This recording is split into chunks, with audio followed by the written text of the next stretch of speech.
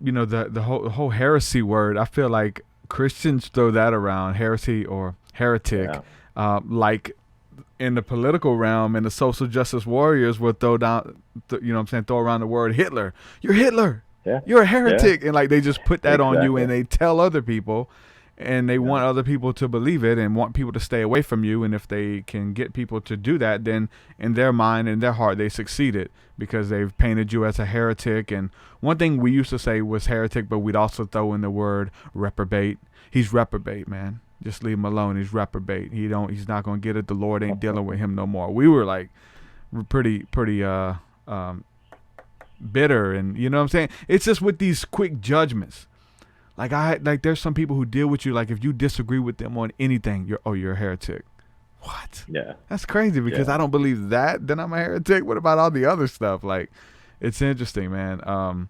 So with heretic, let's talk about that word a little bit. Christians throw it around a lot. And heretic goes into like what we would call a sect of Christians. They don't call themselves this. I think they've kind of earned the title, but heresy hunters, which they would probably call themselves watchmen.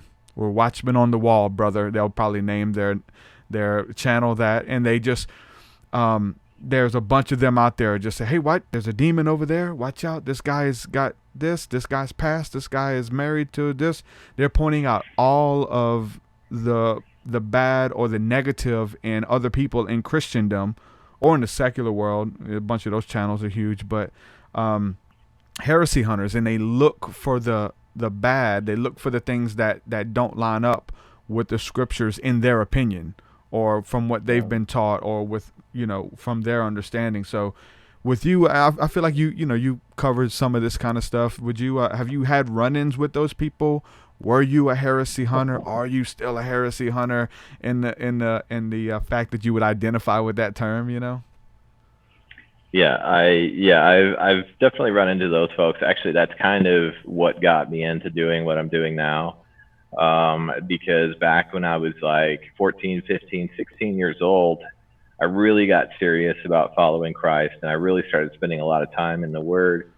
And I started finding this really awesome stuff in the Word, and then I would go and I would try to share it with somebody else, and it would be like, boom, like I could tell you some stories about the things I've been called, and even churches that I've essentially been kicked out of, and so it kind of just got me thinking, like, why is this happening? And now it's kind of blown up with social media. I mean, the internet has allowed it to be amplified. Whatever it was back in the 80s and 90s, it's Yeah. now just like it's on crack now. And yeah, I mean, we deal a lot with that. In fact, a lot of people would say that that the Objective Believer, the ministry, is one of apologetics for Word of Faith or charismatics.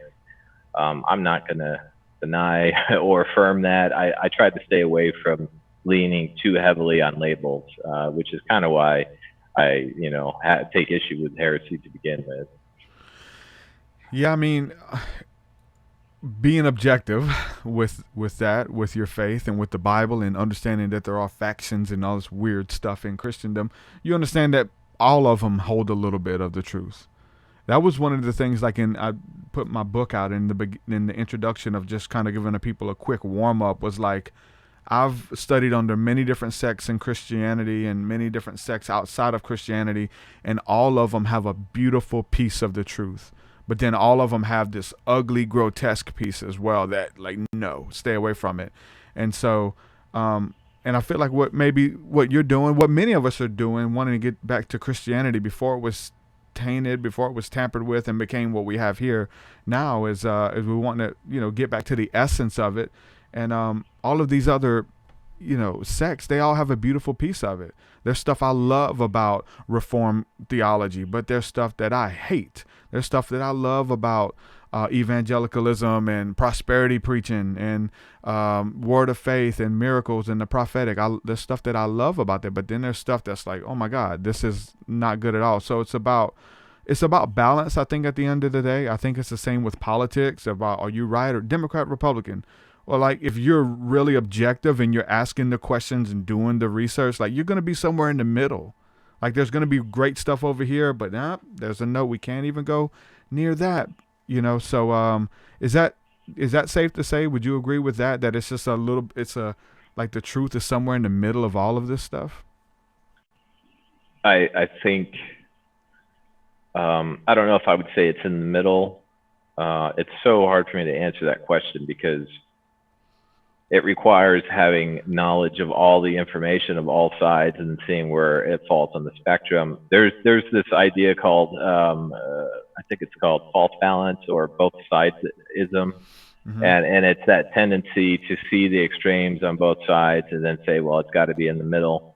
I feel like sometimes it is, but for me, it's kind of like you just have to address it piece by piece and take it issue by issue. Yeah. I used to, back in 2016 election, for example, I was crazy with my labeling. I'd be like, oh, that's leftism, that's SJWs and yada yada. And now I'm realizing the labeling, just like in the body of Christ, the labeling, it hurts the discussion because you often either people have different ideas associated with those labels compared to yourself. And so you're saying one thing and they're thinking something else. So when people bring up this topic, I say, let's just take it issue by issue and see where we end up. And that's what I try to do. Yeah.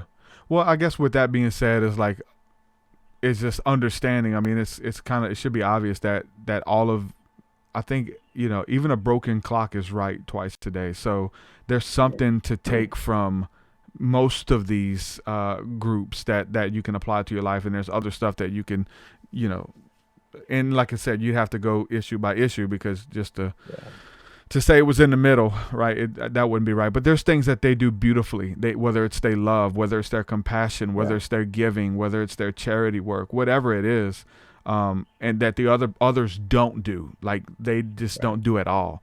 Going out into the streets, feeding the homeless, taking care of the orphans and widows. Like we just study our word and maintain the scriptures, brother. And there's just so much. But I think that all of them have a piece. But I do think we get to pick. I do think that we have different strengths and things that that appeal to us that aren't going to appeal to everybody. And whether that's through upbringing or even through your own personal study and reading of the scriptures and stuff like that.